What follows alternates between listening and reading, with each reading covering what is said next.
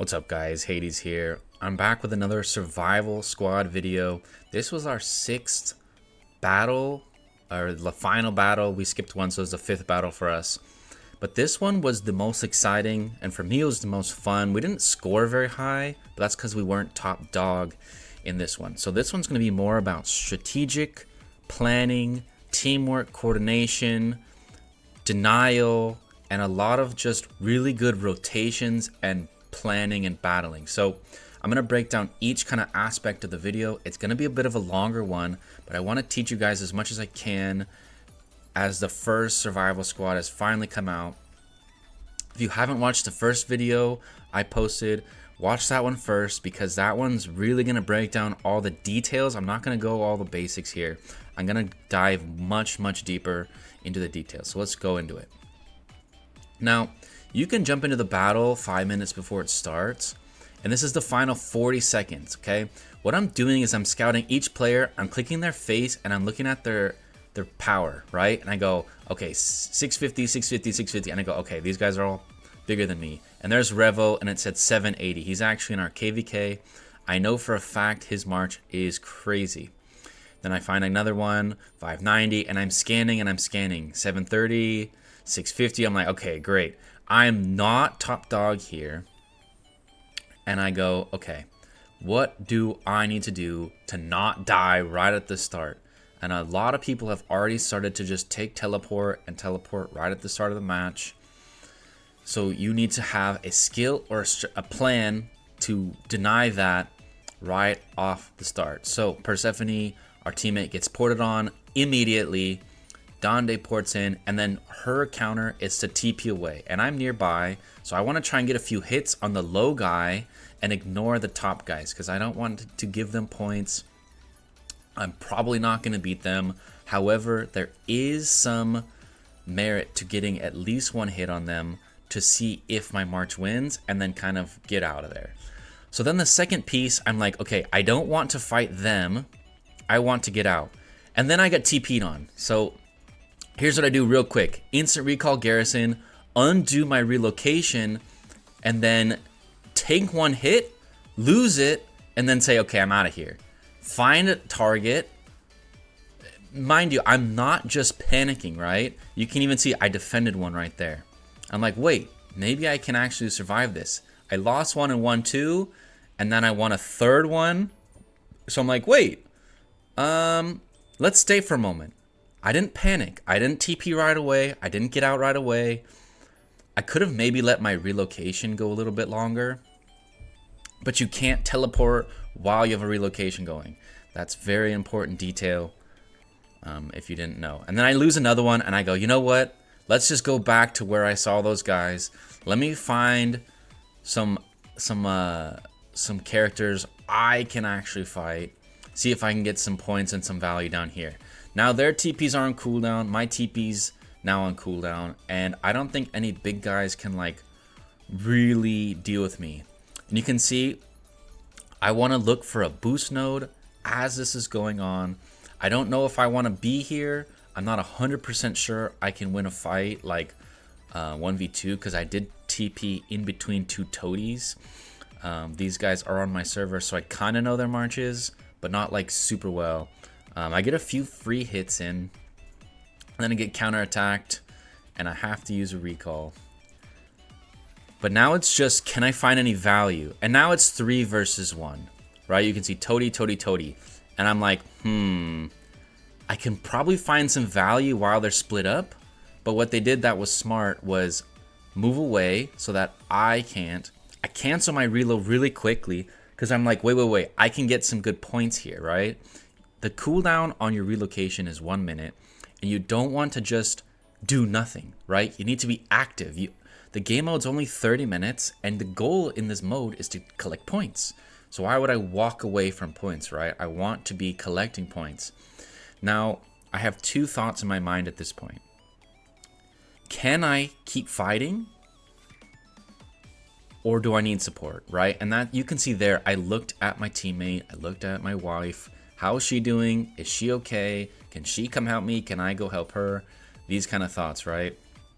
Now, I'm also thinking, am I going to die to a bunch of rallies, because you're very limited on HP here, and as soon as your prosperity is gone, if you don't have a teammate nearby, you will die, right? And so I'm tanking a rally, boom, I lose the rally. I should have used my boost just before that rally, but that was a small mistake. I also didn't need it, which was the kind of my thought process, right? I was winning without it, so I wanted to wait for a better moment to use it. Now I'm like, okay, I lose a rally, 3 more rallies, and I'm just gonna be like kind of out of this fight. I'm still looking for counter hits, but I don't want to keep tanking rallies. That's not like an ideal way to play. And I'm gonna make a big mistake here. As soon as Snowy teleports, I need to undo my rally.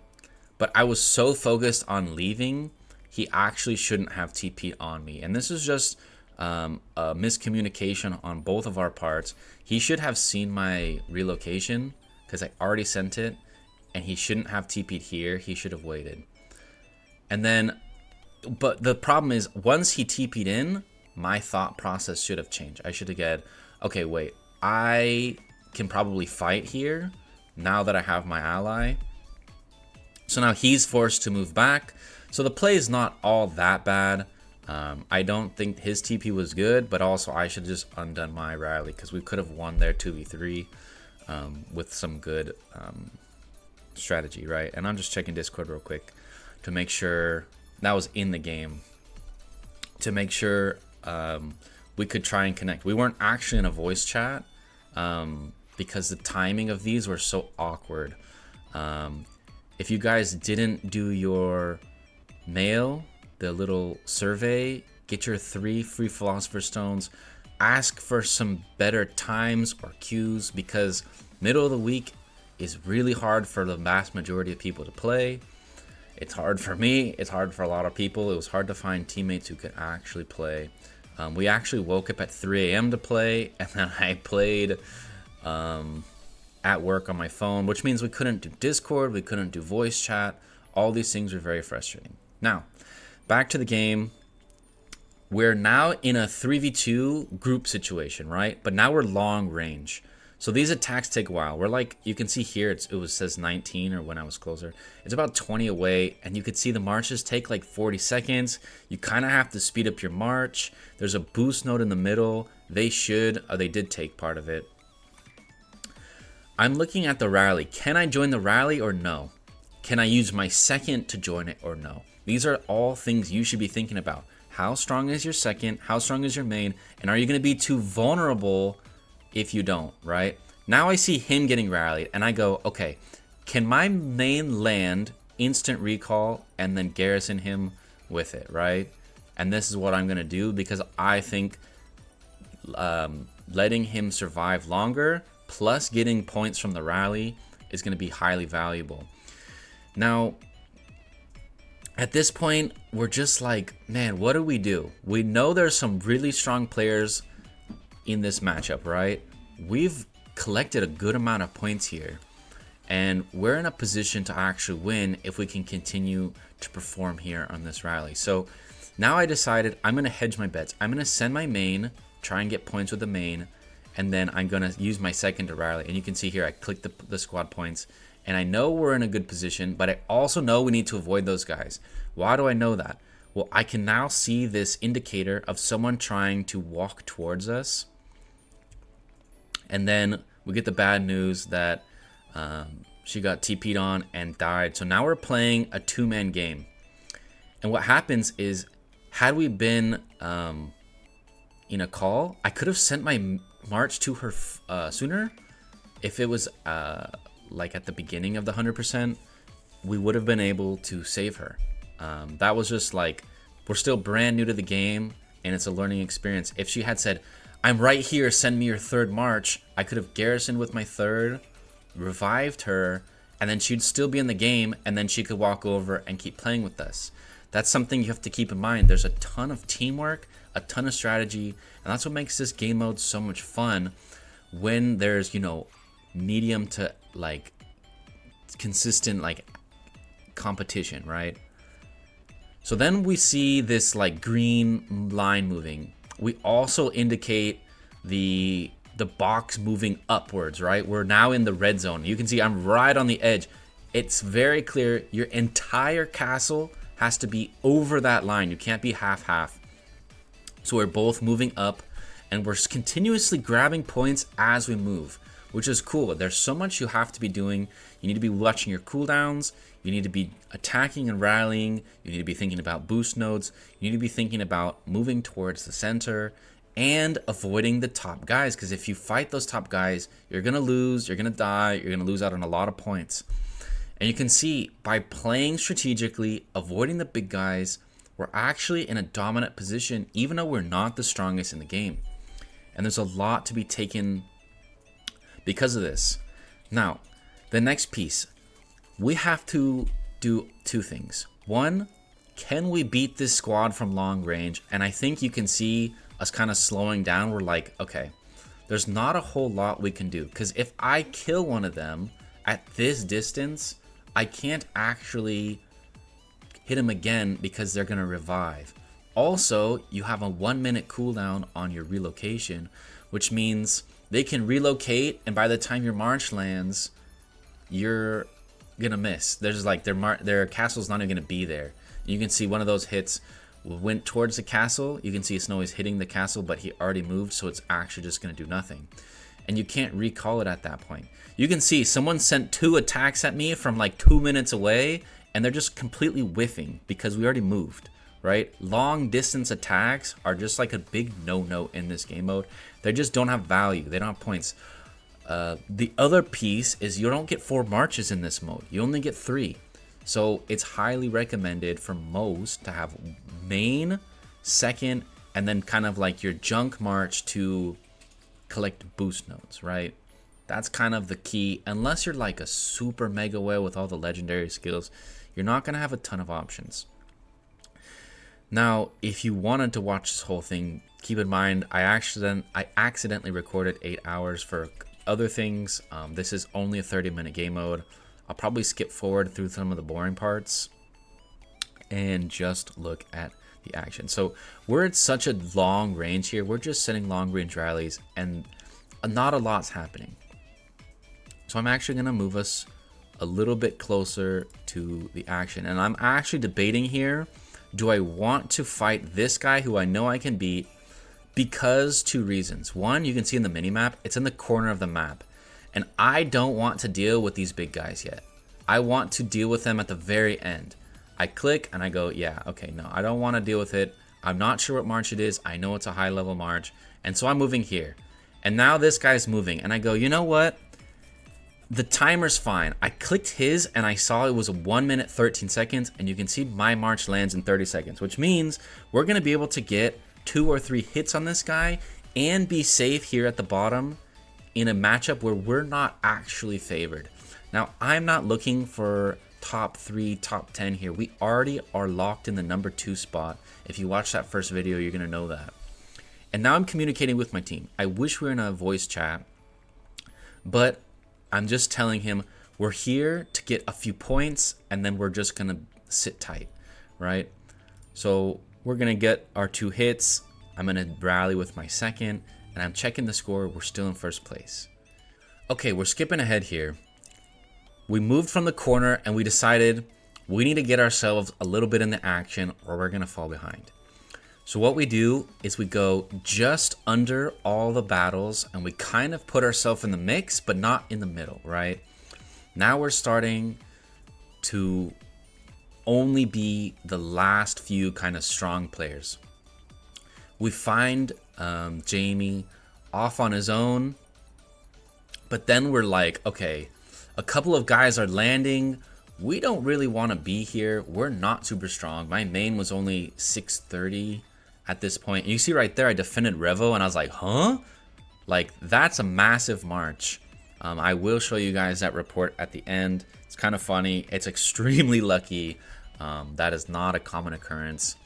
But I got a little bit lucky here. And I go, okay, I think I can fight him. If I could go back in this game, I actually wouldn't have moved to the right. I was hedging my safety, mainly because Snowy's marches aren't very strong right now. He kind of took a break. He didn't grow everything too high. so he's a little bit on the weak side, and I'm playing around that fact. So we want to play on the edge. We don't want to take damage. We don't want to be the target. And this is part of that survival piece, right? We don't want to lose based on that. But now I can just send long range attacks, and I don't know if I win, right? And then I send an attack, and I win, and I go, wait, huh? And I check, and I'm like, I'm not supposed to beat that. I must have got lucky. Okay, jumping ahead here, we kind of just did a little bit of a poke fight, and now you can see the zone is closing, and we are not in the zone. But again, we are not strong, so what we're going to do is we're going to go near the boost node, off to the right edge of that box, right? We do not want to fight Revo. We do not want to fight the big guys. We don't want to poke the beast, right? We already have a nice point lead. In our minds, we're just kind of practicing for when the game gets higher level. We are still in first place, barely. If we get into a big fight or we die early, we're not going to be able to collect any points, right? So we go off to the side, stay away from Revo. That's the game plan. As we move forward, I'm going to be skipping forward 30 seconds here. We just don't want to fight this guy, right? This is the big one. I'm going to poke him just a little bit, and I'm actually going to target his buddy, right? I'm going to let him kill the other big guys for me, and I'm just going to ignore him. If I ignore him and he hits them, then we have a good chance of winning the game, or at least providing some value. I'm like, he's low, I don't really care. Because what happens here is at 27 minutes, everyone goes into the red zone, there's no safe spot, and you just die. And whoever has the most HP kind of just wins. And you can see here, we're just trying to survive, move away, dodge, bob and weave, don't die. Just barely surviving some of these hits, trying to get a read on if I'm able to fight him or not. A little slow on the rally there. We get TP'd on, and I'm like, yep, I knew this moment was coming. I'm out of here. I run away. We're playing for survival here. I just wanted to win this match just as a strategic plan, right? I didn't really care about stacking points, because if I just fight them, I'm probably dead, because I'm weaker, right? And you can see now that the zone is all red, it's about to end here in 120. We both TP'd out, right? There's no more fighting for us. And I just kind of want to show you what happens at the end. Everyone dies, and then whoever had the most HP is going to be last. And Revo never got hit, so he has 6%. But there was this weird, like, interaction. I wanted to rescue him, but I couldn't. But Snowy was rescuing me. This is definitely not supposed to be there. But it was funny, and we're just laughing about it. And then we get the results here. So here are the results. We ended up getting second place with 80,000 survival and 1.8 million points, adding to 1.9. Snuggle was able to get 2.2. They had 3 very strong players, and we just couldn't keep up with it. We kind of knew that was going to happen. We were trying to get those survival points just for fun. Hang in there. I hope in the future survival points are more valuable, because as of right now, it doesn't matter if you're way down here or way up here, because they make no difference, right? Even if we had ended up getting survival, it wouldn't have made a difference. The honor points are too high. Anyways, I hope you guys enjoyed this kind of video. It's a little bit longer form. If you're here to the end, leave a like and subscribe, and I will catch you guys to the next one.